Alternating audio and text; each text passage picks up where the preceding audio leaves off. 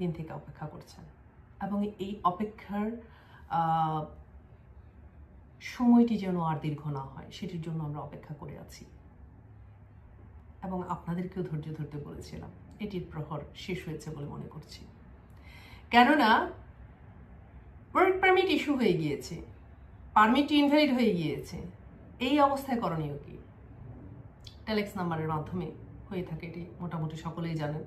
Google কমিউনিকেশনে আমাদের candidate বাংলাদেশের মানুষ অনেক তথ্য জানেন, কিন্তু পুরো তথ্যটা জানেন না। অর্ধেক সত্য জানা মিথ্যের বরাবর, কখনো কখনো মিথ্যের চেয়েও হুমকি স্বরূপ। তো স্বাভাবিকভাবেই আমরা চেষ্টা করে যাচ্ছি যে তাদের এই সময়সীমাটা যেন না বেড়ে যায়, কিন্তু পারছিলাম না, হয়ে উঠছিল না। কেন? বাংলাদেশ থেকে ইন্ডিয়ান কোনো ভিসা হচ্ছে না। আপনার পাসপোর্টগুলো পাঠিয়ে দেবেন, আপনাকে যেতে হবে না, কিন্তু আপনার পাসপোর্টটা যিনি সাবমিট করবেন, প্রসেস করবেন, সেজন্য তো একটা লোক দরকার না। পাসপোর্টটা তো নিজে নিজে সেখানে জমা হয়ে যেতে পারে না। বেশ কিছু এম্বাসিতে হয়তো পারে, কিন্তু সব এম্বাসিতে কিন্তু পারে না। তো সার্বিয়ার মতো নন ইউরোপিয়ান যেগুলোর বাংলাদেশে কনসুলেটও নেই, এম্বাসি তো দূরে থাক, সেইগুলোর কাজ করা আরও মুশকিল ব্যাপার। মুশকিল মিনস প্রপার সাবমিশনে যদি যান তাহলে মুশকিল।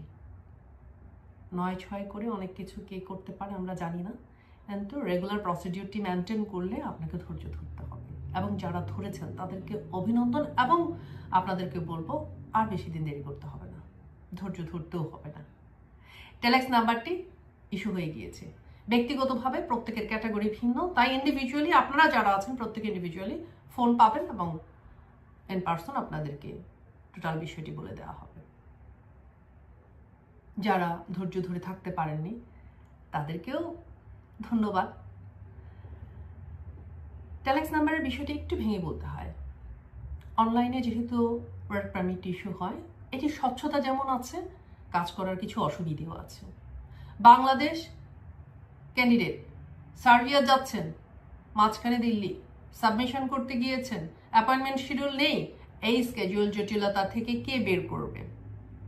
হতে পারে কে কিভাবে পেল এটা জরুরি নয়, জরুরি হচ্ছে যে পাওয়ার পর আপনি সাবমিট করেছেন, ওই যে টেলেক্সের যে অটো ইনভ্যালিড হওয়ার যে বিষয়টি যে গভর্নমেন্ট থেকে নিয়ন্ত্রিত হয়, সেটিকে ধরে রাখবে। আর এটি যদি ইনভ্যালিড হয়ে যায় তাহলে কি আপনার ভিসাটি হবে?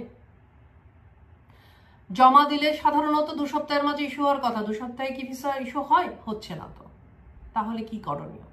হ্যাঁ, এই প্রেক্ষাপট থেকে অনেকেই মিথ্যে তথ্য আপনাদের দিতে পারে, আপনাদেরকে ভুল বোঝাতে পারে, কিন্তু এই ব্যক্তিগত ইনফরমেশনটা কার কে কিভাবে পাচ্ছেন সেটি আলাদা বিষয়। জেনারেল ইনফরমেশনটা বুঝতে হবে।